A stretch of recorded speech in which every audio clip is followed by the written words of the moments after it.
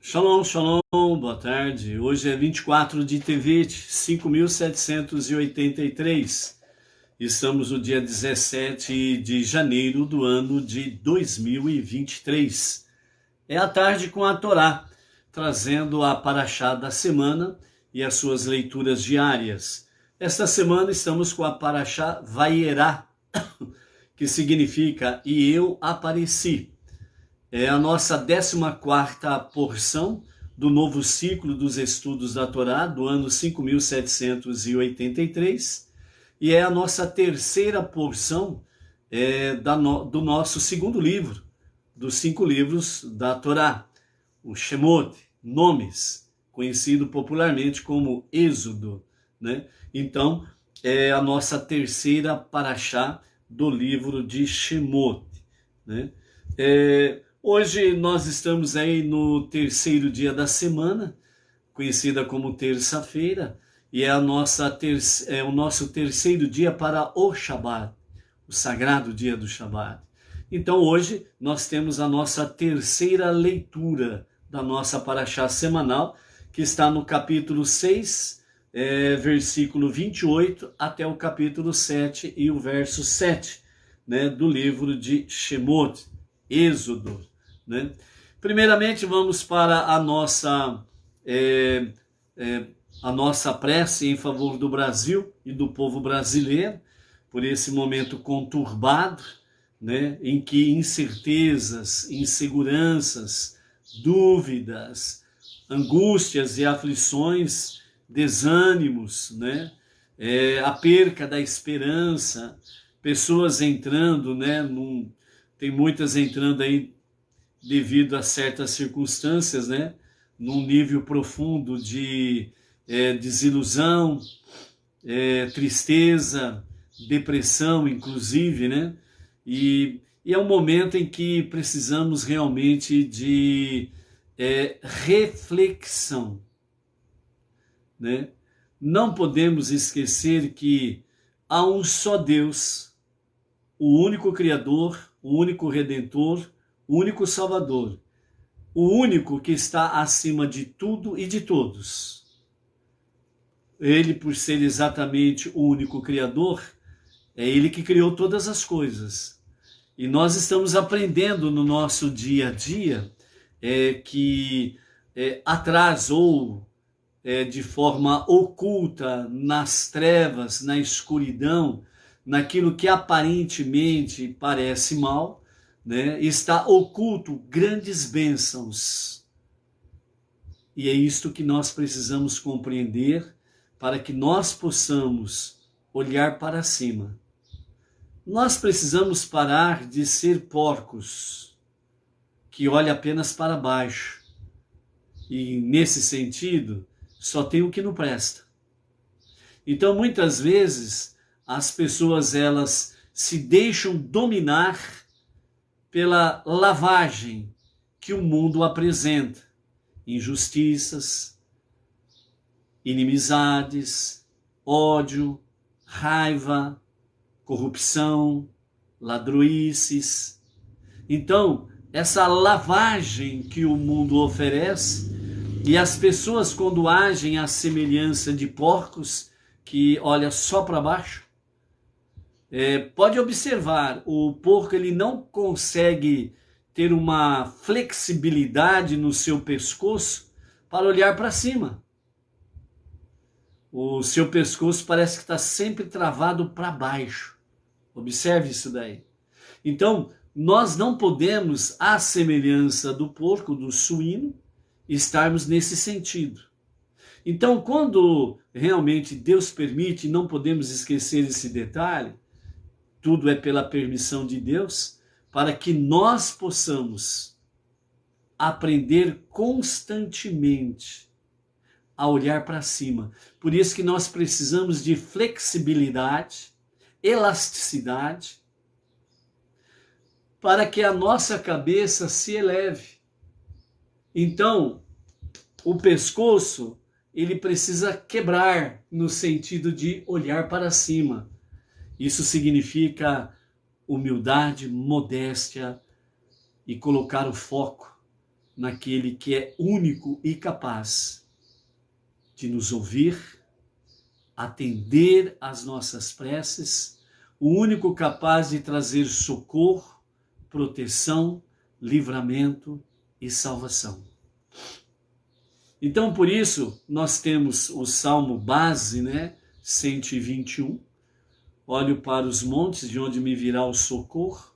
O meu socorro vem de Deus, o único Criador dos céus e da terra.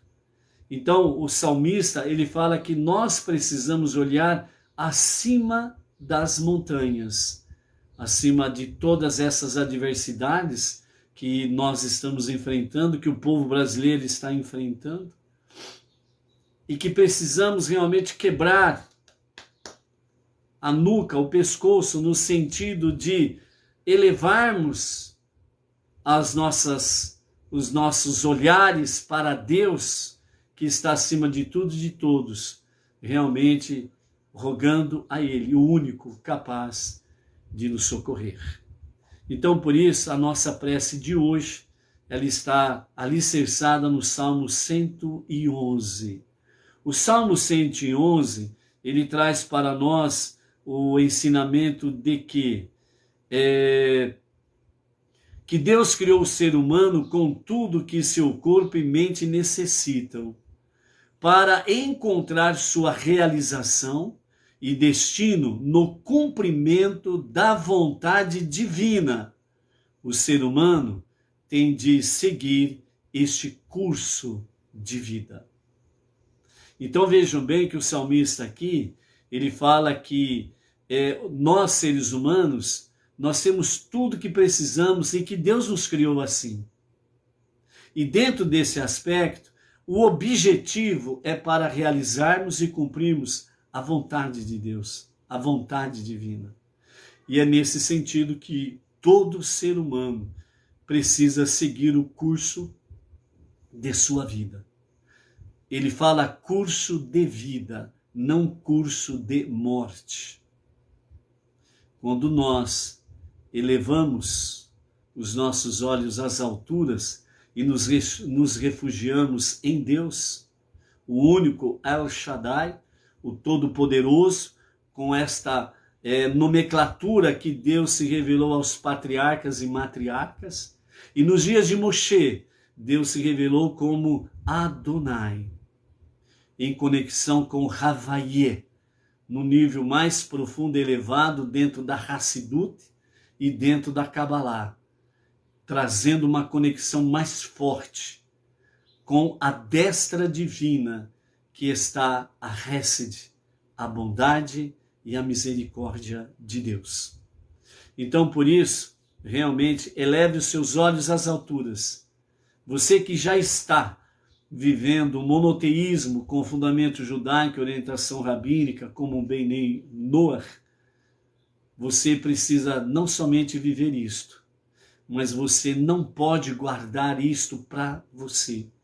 Você precisa externar, você precisa expandir esta luz que está em você. Essa presença divina que está em você, você precisa revelar cada vez mais, porque ali fora há um povo sedento de justiça, de luz e de salvação. E é por isso que você, nós precisamos ser os emissários de Hashem, um shaliach, um emissário de Shalem, de Hashem. É nesse sentido que o Salmo 111 traz para nós, nesse momento tão difícil do nosso povo brasileiro, da nossa nação, a redenção. Precisamos levar essa palavra cada vez mais forte. Hoje nós vamos ver aqui, na nossa aliá, a direção, orientação de Deus para Moshe e Arão. Como que eles devem falar com o faraó, como que deve se falar com os faraós do tempo presente. Daqui a pouco vamos ver com mais detalhes isso. Então a prece do Salmo 111 diz assim: Aleluia! Louvado seja o Eterno. Com a plenitude de meu coração, renderei graças ao Eterno, em meio aos justos que se congregam para louvá-lo. Grandes são os feitos do Eterno, admirados pelos que neles se comprazem. Esplêndida e majestosa é sua obra, e por todo sempre perdura sua justiça. Registradas como no memorial estão suas maravilhas. Clemente e misericordioso é o Eterno. Provê o sustento dos que o temem, tem sempre presente a lembrança de sua aliança. Revelou a seu povo o poder de seus feitos, para lhes conceder a herança das nações.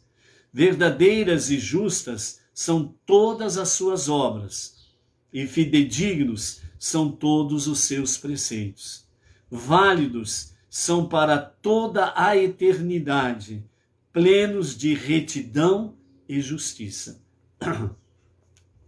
Redenção enviou a seu povo, e sua aliança estabeleceu para todo sempre. Sagrado e temível é o seu nome. O temor ao Eterno e a plena compreensão de seus mandamentos são a base da verdadeira sabedoria. Seu louvor perdura para sempre. Amém, vê amém. Dentro dessa prece do Salmo 111, nós temos aí, de fato, Deus o Magnífico. Deus, aquele único que é esplêndido, majestoso, o único que é Deus e Salvador. Então, nessa prece,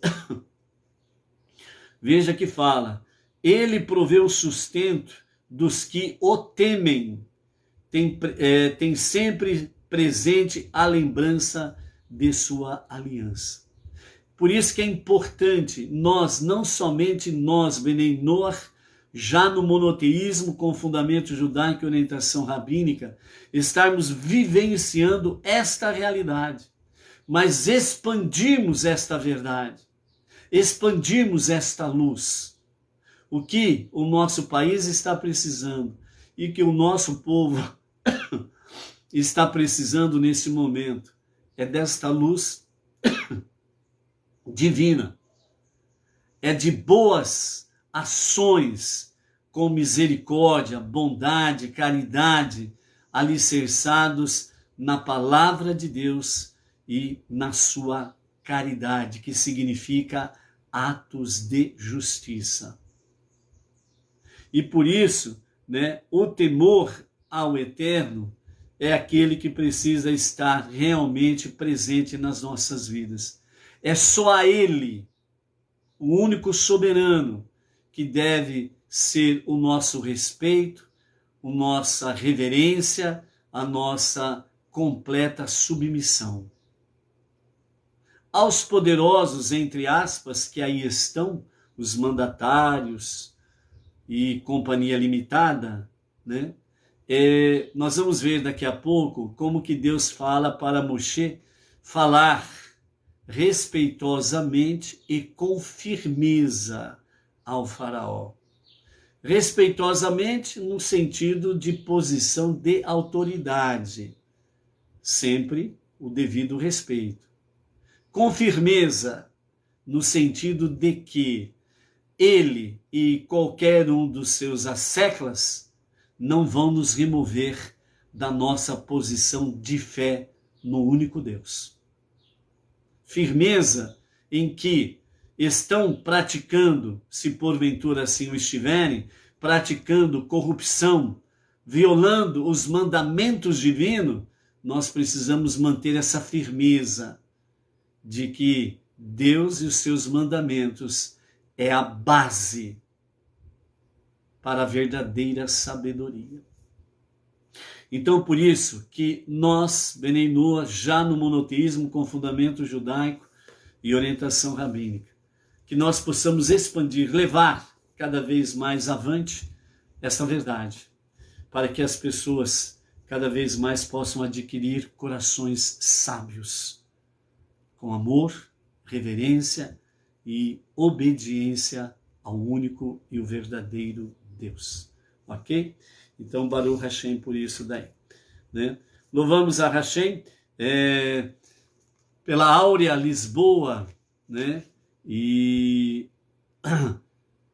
lá de Belém do Pará, a Carla de Costa, Barra Velha, Santa Catarina, ao casal Edilane Minorello, Claudemir, aqui de Bauru, né? A Edina Silva, né? Também aqui de Bauru, pessoas, né? Que estão aí conectadas com a Sinagoga Benei Noach Bauru, ok? Quem mais está por aí, né? A Eunice Minorello, lá do Rio de Janeiro, né? Ontem ela fez aniversário, né? A Eunice. Então, Mazal Tov, Eunice, que o Eterno seja gracioso contigo, né? Dê respostas rápidas às suas preces, muita força, saúde, juntamente com seus queridos aí, ok? A Irani, lá de Minas Gerais, esqueci o nome da cidade, né? A Irani e família. Também temos aí a Vânia e a Ivonete, lá de Recife, Pernambuco, né? Quem mais está por aí? A Rosa Maria Simplício, né? Que também está por aí, né? Deixa eu ver aqui. A Rosa é de Bertioga, muito bem, São Paulo, litoral de São Paulo, né? A Vânia Ivonete, Recife, Pernambuco. Quem mais está por aí, né? Baruch Hashem. A Maria do Socorro Salles, lá de Brasília, né? Também está por aí. Ok. A Irani Braga de Mendonça também está por aí, né? Baruch Hashem. Né? E à medida que vai entrando aí o pessoal, né? Também vamos aí com os nomes aparecendo, vamos dar aí o Shalom, né? Temos aí também a Genesi, né? Que está por aí. A Genesi é lá de a Genesi é lá de Curitiba, né? É Londrina, Paraná. A Genesi, né? Tolentino dos Santos, Baruch Hashem, né? Então está por aí, né? Quem mais está por aí? A Irani Braga de Mendonça, é lá de Nova Lima, Minas Gerais, Baruch Hashem, né? Também, né, vamos mandar aí um shalom para o Luiz Tadeu Rodrigues de Campos, né, da cidade de Panambi, lá no Rio Grande do Sul, né? E também vamos mandar aí um especial, né, para o casal, né, a Esther e o seu marido Marcel Jos, acho que é assim que fala, Jos, né? Eles moram lá na cidade de Wullen, na Suíça, né? A Esther, né, ela é daqui da cidade de Bauru, né, da nossa regional aqui, Bauru, bem como toda a família dela, aqui de Bauru, né? E a Esther, né, junto com seu marido Marcel Jos, né, que moram lá em Wullen, na Suíça, né? Tem sempre aí presente nas nossas nos nossos vídeos, assistindo, né? Tem a questão dos fusos horários aí, etc e tal, mas sempre está presente aí acompanhando o nosso trabalho aqui em Bauru e região, ok? Então, shalom, shalom. As 7 leis de Noah são, primeiro, proibição de idolatria, direcione sua espiritualidade, suas preces e adoração ao único Criador. Segundo, proibição de blasfêmia, respeito e reverência ao nosso Criador. Terceiro, proibição de assassinato, sabotagem, proteja a santidade da vida humana. A vida humana, ela tem a santidade de Deus, pois cada vida humana, ela tem no seu interior uma centelha divina. Por isso, proibição de assassinato ou sabotagem para com a vida humana. Quarto, proibição de relações sexuais impróprias, proibidas, né? Determinação dos limites da intimidade. Quinto, proibição de roubo, responsabilidade e respeito pelos direitos humanos, pelos direitos à propriedade. Sexto, proibição de comer carne retirada de animal vivo, né? Precisa ser um abate humanitário. Responsabilidade do poder humano sobre o mundo animal, não maltratar animal ou os animais. Nesse sentido aqui, né, a orientação rabínica que temos é que os não-judeus, né, podem tranquilamente comer a carne que é abatida nos frigoríficos que tem o CIF, Serviço de Inspeção Federal, porque os frigoríficos que têm a presença do CIF, a Inspeção Federal, obedecem rigorosamente às rígidas portarias para um abate humanitário dos animais, ok? Tem muito vídeo rodando aí pela internet e os meios sociais, né? Que mostram os abates clandestinos. Abates clandestinos. E abates de entre aspas, né, frigoríficos internacionais, onde tem uma crueldade com os animais que não tem tamanho, certo? Mas a orientação que nós temos e a observação que temos é que os frigoríficos no Brasil, com a presença da Inspeção Federal, o CIF, né, as portarias são muito rigorosas sobre o abate humanitário. Então, os animais, dessa forma, né, tem um abate humanitário nesse sentido, com o menor índice de dor ou sofrimento, ok? E, então, por isso, você só precisa tomar cuidado quando você vai ao mercado para comprar a carne, né, procure saber se o mercado, a carne é proveniente de frigoríficos nesse sentido. E o sétimo mandamento é de criar leis justas e um sistema judicial. A base de uma sociedade pacífica e justa é exatamente o quê? Leis justas e um sistema judicial honesto, sem corrupção. Então, se uma nação entra num caos ou algo semelhante, em tormentos, conflitos aí pelas suas ruas, é porque realmente aquele país ele não está com a sua justiça e o seu sistema judiciário não está de acordo, né, com a vontade divina, né? Está tendo problemas aí de corrupção, problemas aí de leis injustas, né, que estão aí violando os direitos humanos e coisas semelhantes, ok? Então, estas são as 7 leis de Noah, ou as 7 leis universais para um mundo melhor, ok? Baruch Hashem.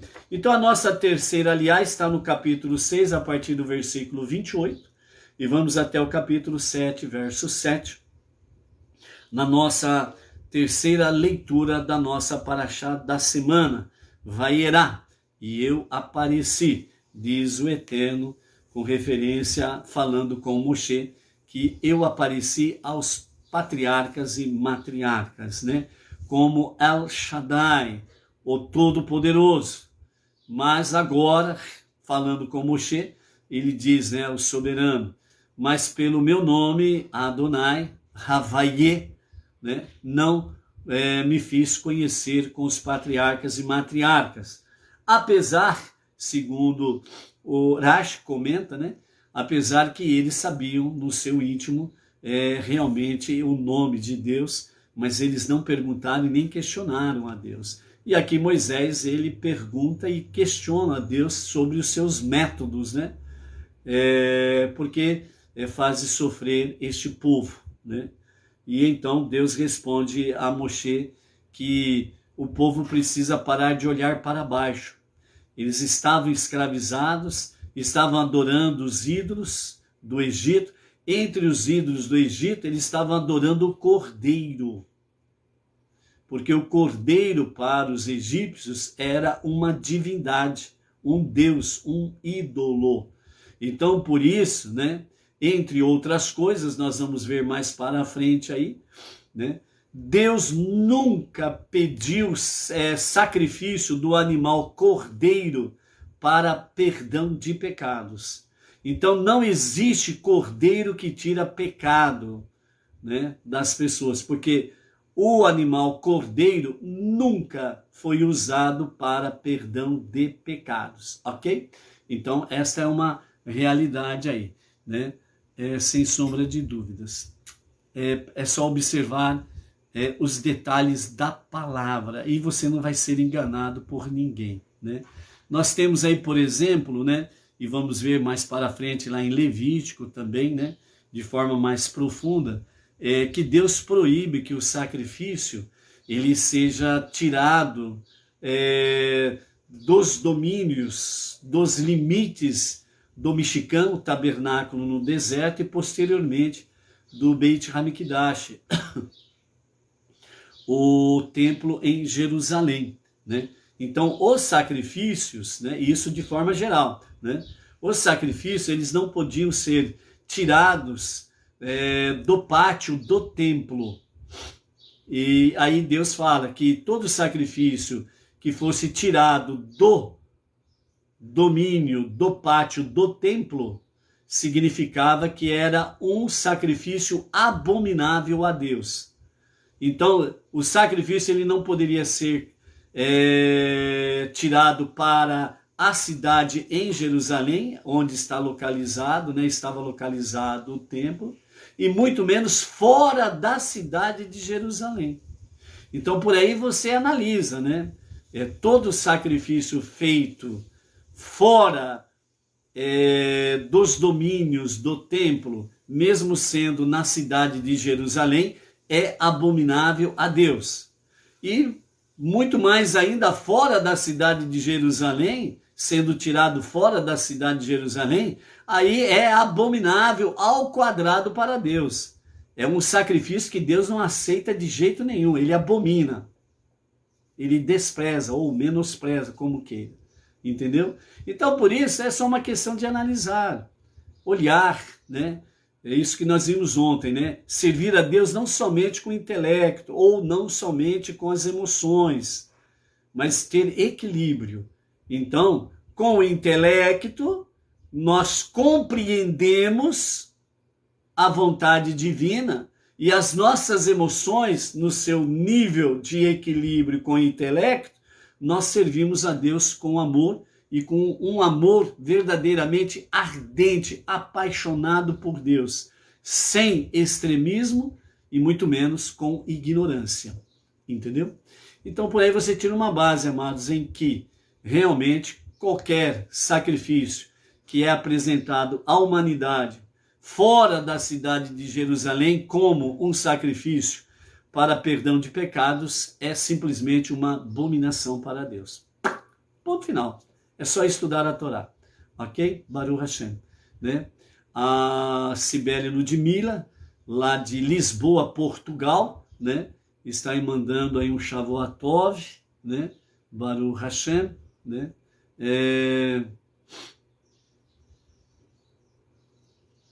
Baruch Hashem. E também fala, né, sobre a questão dos abates clandestinos, né?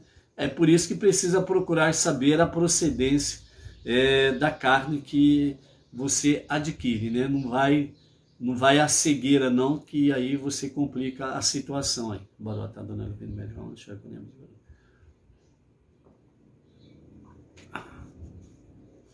Então vamos para a nossa terceira leitura, né?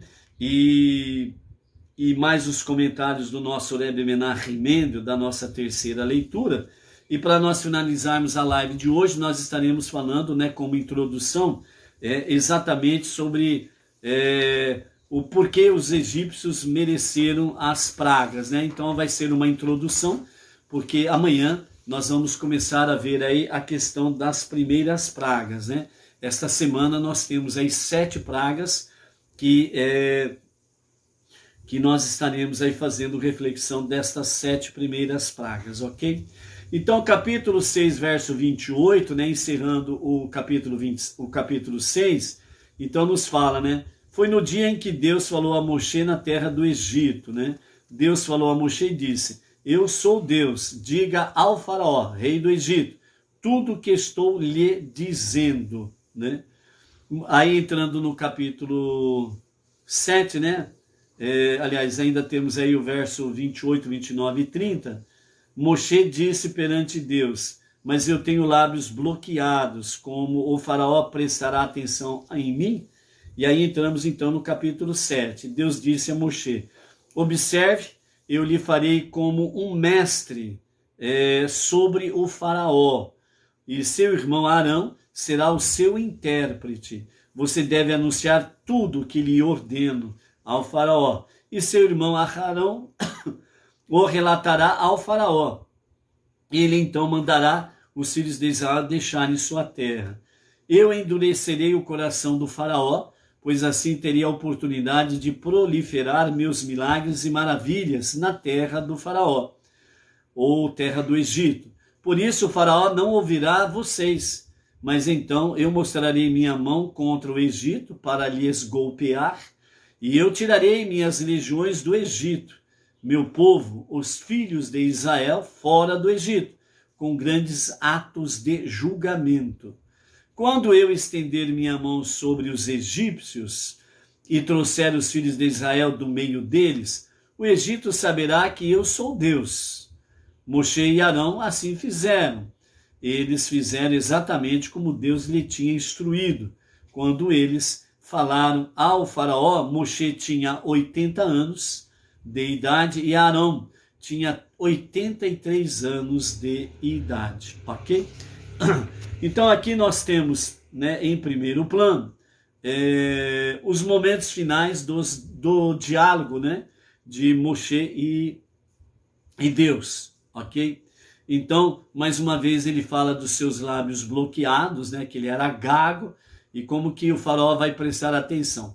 Quem já viu, ouviu ou conversou com uma pessoa gaga, né, ter uma conexão, né, fica difícil, né? Infelizmente, a maioria das pessoas acabam dando risada, né, de uma pessoa gaga, né, pela sua dificuldade de expressão, ok? E é uma coisa que não se deve fazer, obviamente, né? Devemos respeitar o ser humano como ele o é, ok? Então, nesse sentido, Moshe estava falando para Deus, né?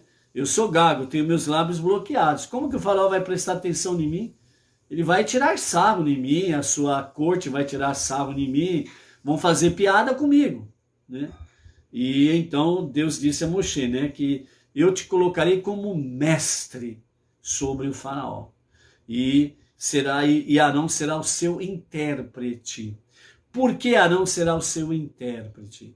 Nesse contexto aqui, o que nós temos aqui, segundo os ensinamentos da Hassidut, os nossos mestres falam que Moshe, de fato, ele era um shaliach, um emissário de Deus. E o shaliach, né, um emissário de Deus, ele estava sendo enviado, no caso específico, né, com a questão de Moshe, para quebrar todas as forças, né, do mal que Faraó estava a seu serviço. Então o Faraó, ele estava realmente, né, no Faraó estava encarnado o mal. As forças negativas, as forças do mal, as forças das trevas, estavam encarnados em Faraó. Então, por isso que quando nós vemos aqui que Deus fala, eu endurecerei o coração do Faraó, não significa que ele tirou o livre-arbítrio do Faraó. Mas como Deus conhece todas as coisas, o passado e o presente e o futuro para Deus é sempre um eterno presente, certo? Então Deus sabia exatamente que o faraó, ele não se dobraria realmente a ele, o único Deus. Que ele não se renderia a Deus. Então ele sabia que a determinação do próprio faraó era servir o mal. Era estar a serviço do mal. E por isso o faraó era realmente um mandatário perverso. Então, nesse sentido, Moshe como Shaliach, emissário de Deus, e aqui Deus fala, te colocarei como mestre sobre o faraó e o Egito, significa que, na realidade, Moshe, ele estaria sendo, entre aspas, o senhor do Egito. É ele que estaria por cima do próprio faraó e as suas forças do mal e o próprio Egito. Então, dessa forma, Moshe, como um Shaliach, ele não pode se desviar das ordens do seu Senhor. Shaliach, emissário, ele é enviado por alguém. E este alguém dá-lhe instruções, ordens a serem seguidas. E ele sendo um verdadeiro Shaliach, um verdadeiro emissário, ele não pode se desviar nem um fio daquilo que lhe foi proposto fazer. Isto é Shaliach, isto é ser emissário. E por isso, de fato, quando nós lemos aqui que Arão será o seu intérprete, e Deus está dizendo que eu lhe farei como um mestre sobre o faraó e o Egito, então, e Arão será o seu intérprete. Então, Moshe, como um verdadeiro Shaliach, ele estaria falando em hebraico para o faraó e a sua corte. E Arão seria o seu intérprete, o seu tradutor. Então, Moshe falaria no hebraico e Arão, ele traduziria na língua egípcia ao faraó e toda a sua corte o que Moshe estava dizendo. Porque quando Moshe falava em hebraico, ele não gaguejava. Então ele falava corretamente e Arão fazia a introdução. A tradução, né? Então por isso está escrito aqui o seu intérprete. Shaliach, emissário, que era Moshe, ele falava em hebraico, porque ele ouvia em hebraico de Deus e ele transmitia em hebraico, não se desviando em absoluto, nem uma vírgula, nem um tio, nem um pingo daquilo que Deus lhe falava. E Arão era o seu tradutor dentro desse aspecto aqui, ok?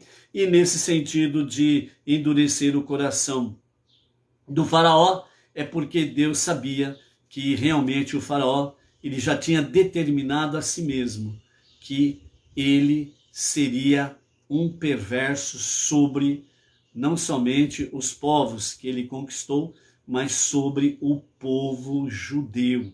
Ele não mudaria nesse sentido aí, ok? Então, dentro desse aspecto aí, é exatamente o sentido de Moshe como Shaliach, falando no hebraico, e Arão se traduzindo. O nosso Rebbe Menachem Mendel, que é o líder espiritual máximo da nossa geração, né? Ele nos fala da seguinte forma sobre a questão de como falar com o faraó. A finalidade das palavras respeitosas, mas enérgicas dirigidas ao faraó era desarticular as forças do mal, no momento de sua maior intensidade. Do mesmo modo, em nossa vida, há momentos em que nossos faraós interiores, que são exatamente a nossa alma animal, nossos instintos animalescos, né, parecem nos dominar. Nesses momentos, a melhor maneira de superar os instintos mal é canalizar nosso Moshe interior ou interno e nos enfurecer contra eles, insultá-los e humilhá-los. O mesmo vale para a nossa missão de nos opormos à negatividade do mundo em geral. É claro que sempre devemos transmitir a mensagem de Deus de forma agradável e pacífica, assim como o Eterno nos ordenou. Ele ordenou da mesma forma a Moshe e a mesma ordem para nós. Dirigir-se de forma respeitosa ao faraó, ou seja, dirigir-se respeitosamente ao faraó, ou seja, às autoridades constituídas. Contudo, devemos enfrentar nossos faraós com força e sem medo. Se nos mantivermos fiéis à mensagem de Deus, poderemos romper o poder da escuridão e ajudar a trazer ao mundo a luz redentora de Deus. Então, por isso, né, o nosso Rebbe nos orienta na mesma linha que a Torá fala com Moshe, Deus fala com Moshe. Ou seja, respeitosamente a posição de autoridade, né? Ou seja, nós não devemos afrontar a autoridade. Mas isso não significa que nós precisamos ser fracos e medrosos diante das autoridades constituídas, principalmente quando agem de forma corrupta ou que violam, né, os mandamentos divinos. Por isso, nós precisamos sermos realmente um poder contra a escuridão, as trevas, a injustiça. Através de que forma? As nossas preces diárias, os estudos da Torá, das 7 leis de Noah, a nossa Tzedaká, a nossa Teshuvá, certo? E nós podemos cada vez mais levarmos avante, em frente, essa palavra, para libertar as pessoas do jugo do mal. Porque no momento de mais intensidade das trevas, do perverso, dos mandatários, nós precisamos estar firmes e fortes. Não retrocedermos na nossa fé, na nossa confiança em Deus. Porque tanto eles como as pessoas, o povo, precisam ver que realmente a nossa reverência e o nosso temor está somente em Deus. E é Ele que dirige tudo. É Ele que está o único acima de tudo e de todos. E é somente dele que vem realmente a nossa proteção, o nosso socorro e a nossa redenção e salvação. Entendeu? Então, nós precisamos, sem sombra de dúvidas, levarmos cada vez mais avante essa mensagem. Como falar ao faraó? Entendeu? Então, nesse sentido, né, não se pode, de forma alguma, negarmos a nossa fé, a sabedoria que dela nós adquirimos através do estudo da Torá e das 7 leis e suas ramificações de Noah. Ok? Então, amados, né, para finalizarmos, por que os egípcios mereceram as pragas? Então aqui, como amanhã vamos começar com as primeiras pragas, então aqui uma introdução para essa realidade, para você já ter uma visão, para quando adentrarmos nas primeiras pragas de amanhã, você já possa ter uma noção sobre esta realidade. Por que os egípcios mereceram as pragas? Então todos os castigos de Deus são justos. Essa é a primeira questão que não podemos perder de vista, né? Ele castigou o povo egípcio com as 10 pragas por terem sido extremamente cruéis. Cada uma das pragas tinha um motivo que correspondia a cada um dos tratamentos que os egípcios deram ao povo judeu. Então vamos lá. Primeira praga, o sangue. Os egípcios obrigavam os judeus a trazer-lhes água do rio. Assim, Deus transformou a água em sangue. Outra razão pela qual Deus fez que o primeiro castigo fosse relacionado ao Nilo foi porque os egípcios pensavam, melhor dizendo, que o Nilo era uma divindade, um deus, e prestavam adoração ao rio Nilo. Ao converter a água em sangue, Deus mostrou-lhes que ele tinha poder sobre o rio, ou seja, o único e verdadeiro Deus que tem o poder sobre qualquer, entre aspas, divindade. Segunda praga, as rãs, com outro detalhe, né? Os egípcios obrigavam os judeus a andarem muitos metros, dezenas, centenas de quilômetros para pegar a água do rio e levar para a casa deles, né? E muitas vezes eles acabavam jogando a água fora, dizendo que demorou muito e que a água não prestava mais, e faziam voltar novamente, né? E assim sucessivamente. Então eles eram cruéis mesmo. Segunda praga, as rãs. Os egípcios ordenavam aos judeus: tragam-nos rãs, caracóis e insetos. Queremos divertir-nos com estes animais.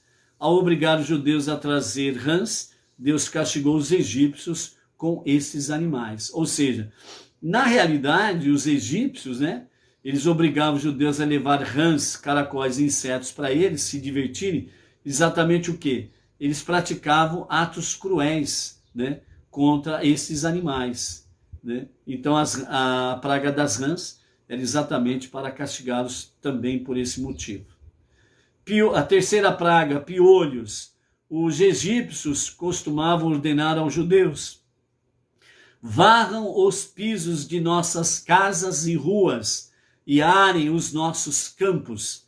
E Deus transformou todo o pó do Egito em piolhos, para que os judeus não tivessem mais que varrer as casas e as ruas, né? Vejam bem a crueldade dos egípcios, né? Eles mandavam os judeus varrerem a casa, não ficaram satisfeitos, mandavam varrer as ruas na frente das suas casas, né?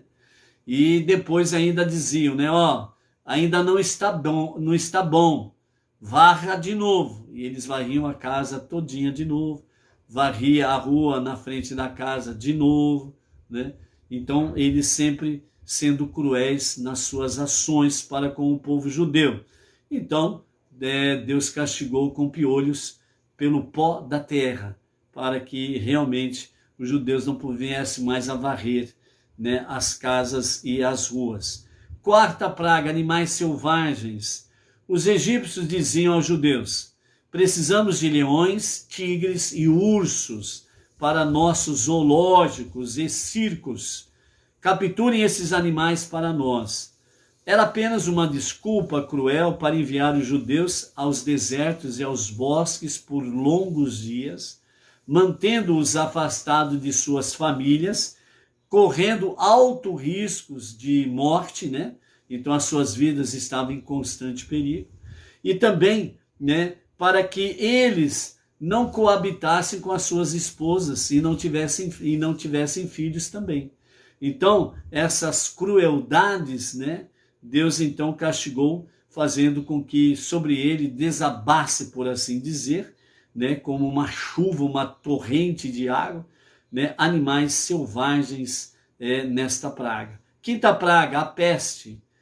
Os egípcios também obrigavam os judeus a serem pastores do gado para enviá-los a campos distantes, mantê-los bem afastados das suas famílias, também com o objetivo de estarem afastados das suas famílias, afastados das suas esposas e automaticamente também não tendo filhos, né? Então, Deus matou os animais dos egípcios com uma peste. Sexta praga, sarna. Outra cruel ideia dos egípcios era dar ordens confusas aos judeus nas casas de banho. Aqueça-me água. Traga-me água fria, está muito quente essa água. Traga mais água quente, essa água está muito fria. Então eles ficavam realmente dando ordens confusas, né? Fazendo o judeu de bobo, né?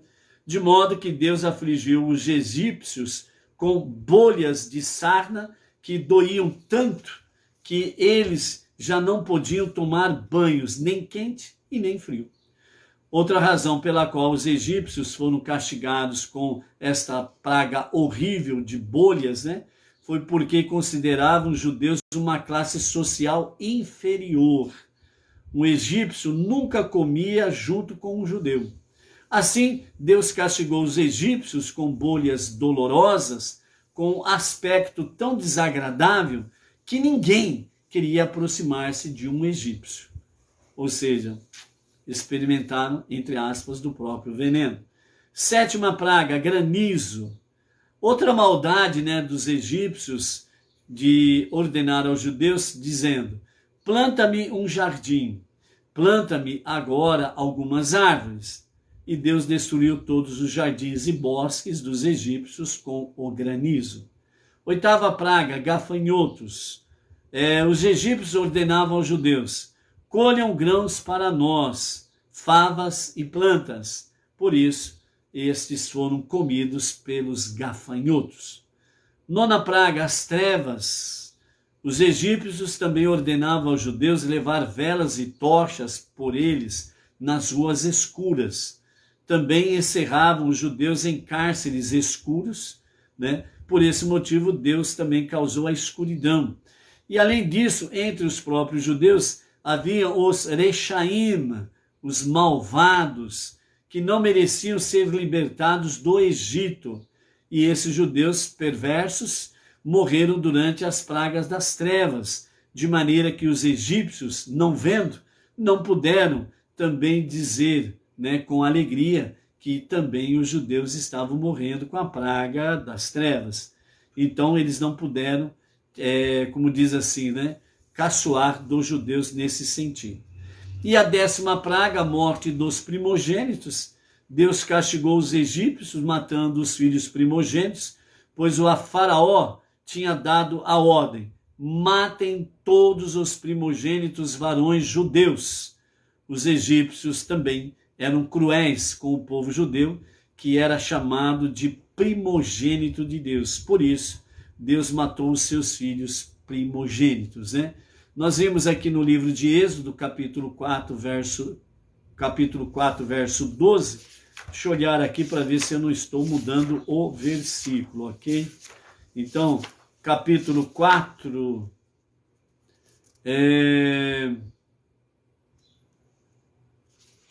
Então vamos lá.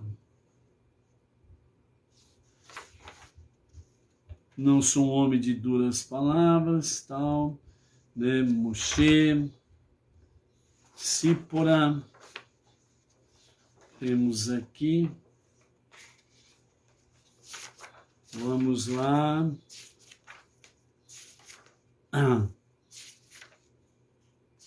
Ok.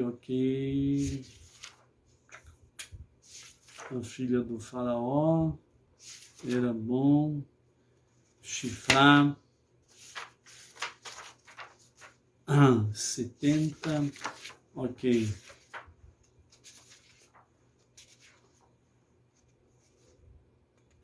Moshe, faraó, meu povo, Irie, Asher, Irie, eu serei o que eu serei, a revelação de Deus para com Moshe, né? Falando sobre essa questão aqui. Moshe reclama que não será, o povo não confiará nele. Depois nós vemos os comentários de Rashi, né? Sobre a questão da redenção, né, nesse sentido aqui, ok? E Moshe, Havaye, né? Yocheved, eu não anotei aqui não, amados. Ok. O Egito endurecerá o cajado. Ok, meu pai. Vou ficar devendo essa aqui, pelo jeito. Não anotei aqui. Se alguém lembra aí, pode postar aí para a gente poder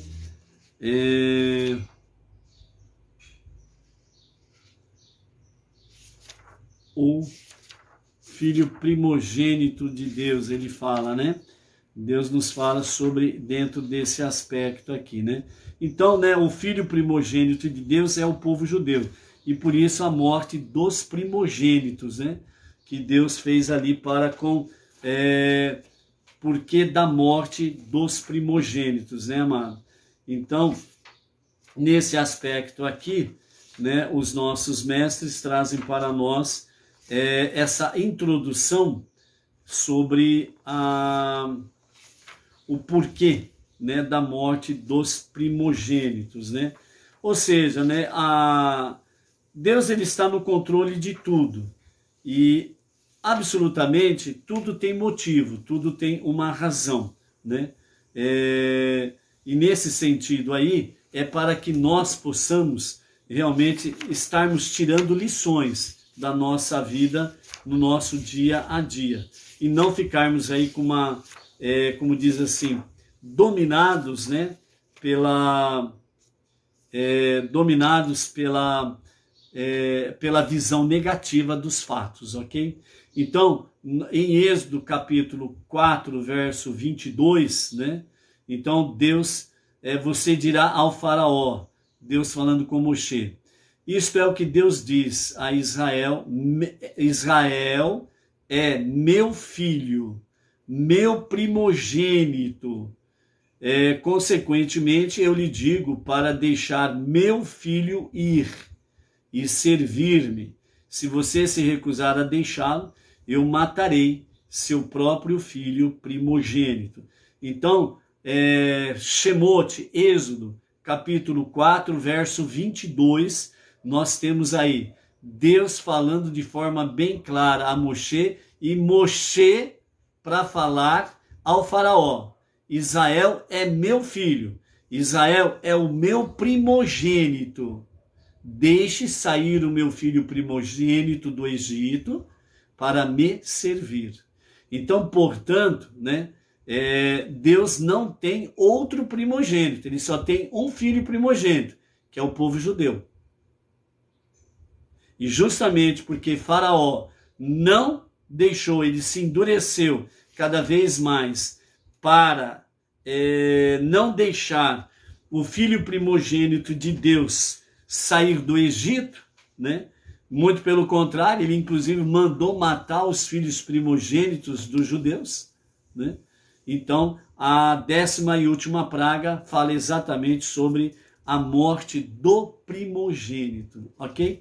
Então, amados, essa é a introdução para adentrarmos aí nas 10 pragas. Nesta semana teremos 7 pragas, né? Que é o início, e depois a semana que vem teremos as 3 últimas pragas. E além disso daqui, a grande lição que fica para nós é como falar com o faraó. Devemos sim respeitar as autoridades constituídas, não restam dúvidas, é mandamento. É mandamento. Todavia, nós precisamos, né, realmente agirmos de forma agradável e pacífica com as autoridades constituídas e com qualquer adversário, certo? Essa é a forma respeitosa de falarmos com pessoas que ocupam cargos de autoridade, entendeu? Então, não é a pessoa em si, mas é a função que ela está ocupando, uma função de autoridade. Ela é perversa, é uma outra história, mas ela ocupa uma posição de autoridade. Então, nessa questão, é respeitar a autoridade, seja ela boa ou não, seja ela corrupta ou não. A autoridade é para ser respeitada e, por isso, falar de forma respeitosa e pacífica. Porém, isso não significa dobrar-se à vontade dele.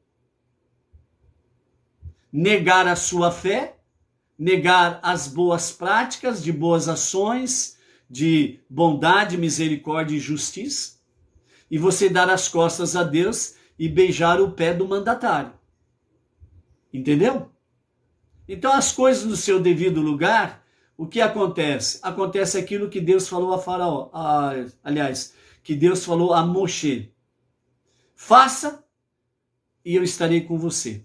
Você não estará sozinho nunca. essa questão.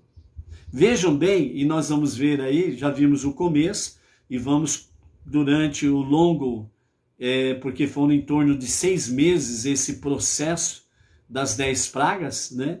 E o Moshe e Arão indo direto à presença do faraó, né? Moshe e Arão, eles falaram de forma respeitosa com o faraó por causa da sua posição de autoridade. Mas eles não foram moles, fracos, covardes. Eles defenderam a palavra divina com autoridade, como Senhor sobre o faraó e o Egito. Por quê? Porque eles tinham a palavra da verdade. E outro detalhe, e Moshe era um shaliach, um emissário de Deus. Agimos dentro da lei. Agimos dentro da conformidade com a Constituição Federal. Mas isso não significa que negamos a nossa fé, que negamos os mandamentos divinos.